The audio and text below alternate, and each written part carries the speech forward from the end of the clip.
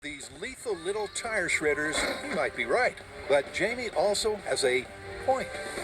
Now, I have no doubt that these tacks are going to stick in the tires, but will they deflate the tires quickly enough to keep our spy happy? I'm not so sure. Well, first, a quick check on the rules of the chase. So, Brian, what are the criteria for escaping? If Adam's able to get far enough ahead of us that he actually loops and gets behind us, then he's gotten away. Also, if he makes a turn on the course someplace that I don't catch, and then we end up taking a different turn or a different route, then I've lost him. Okay, then. The cones are lined up to mark out a long and winding road. And they're ready to rumble. Okay, this is Spy Car Evasive Techniques. The tacks. Eat my...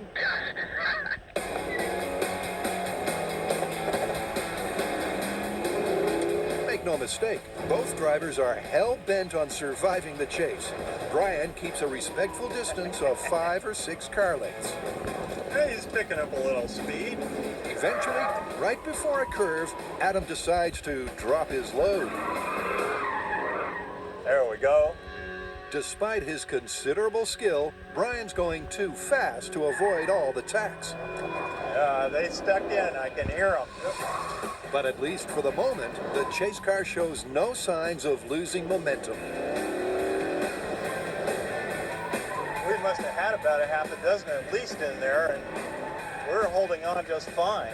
I would take corners too fast in it, but okay, we got you. Bang, bang, bang, bang, bang. So what happens? Oh! I got you! Well, you did, but then you didn't. The tacks went into the tires, but we were on your tail for several minutes afterwards. It didn't slow us down.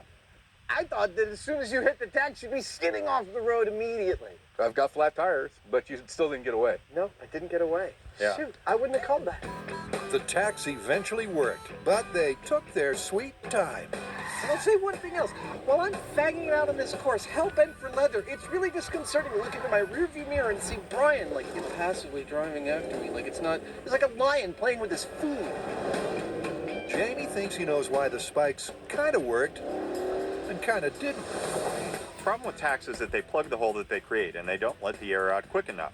Now, eventually, sure, your tire is going to deflate, but as far as a pursuit goes, you could hang on for quite a while.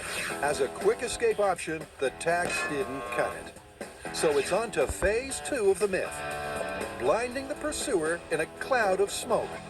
Today, the role of smoke in our little spy car episode is going to be played by a military smoke grenade. Now, we were offered the chance to use a minimum smoke grenade, but we said, hell no! Give us maximum smoke, military style. What does that look like? I don't know. Let's check it out.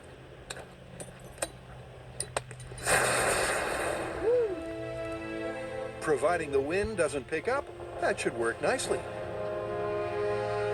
This rig is about as simple as it gets. All you do is pull the pin, you've got smoke. All I've done is strap them to the back of the inside of the car. I've hooked them up to cables that go into the cockpit of the car. I pull on the cables, I'm gone in a puff of smoke. Well, that's the theory. Okay, smoke evasion, you guys ready? That's affirmative, lawbreaker. Do your worst.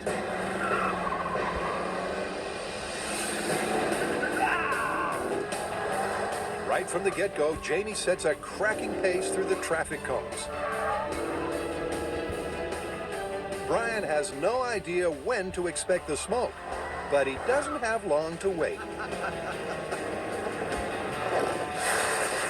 For the first few seconds, the deployment looks picture perfect. It's right about now that it all goes horribly wrong as Jamie's convertible starts filling with smoke. He misses the wall by a whisker, and the chase is called off before Jamie swallows more than his pride. I think he has to get out. Yeah, I think so too. You okay? Can we get some water over here for Jamie right away? The smoke has gone literally everywhere. It's coming out of every nook and cranny of this car.